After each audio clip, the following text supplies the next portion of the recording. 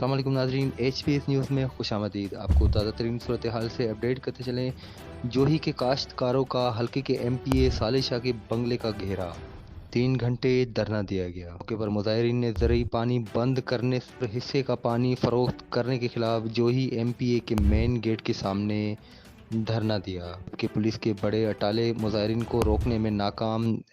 احتجاج کا سلسلہ پانی کی فراہمی تک جاری رکھنے کا امکان۔ اور کل پیر سوموار کے دن ایم این اے دادو کے بنگلے کے سامنے دھرنے کا اعلان۔ اس سلسلے میں جوہی کے کاشتکاروں کا حلقے کے اسمبلی ممبران اور محکمہ آبپاشی کے افسران کے خلاف احتجاج کا سلسلہ 10 روز سے جاری۔ اس موقع پر کاشتکاروں، جس میں میہر گاڈھی، وقار مستوئی، لطیف جمالی، امام علی رستمانی، کادن لونڈ دیگر کی قیادت میں حلقے کے اسمبلی ممبر صالح شاہ کے بنگلے کے سامنے احتجاجی مظاہرہ کر کے 3 گھنٹے دھرنا دیا۔ پولیس کے بڑے اٹالے مظاہرین کو روکنے میں ناکام۔ مزید تفصیلات کے لیے دیکھتے رہیں HPSnews.tv۔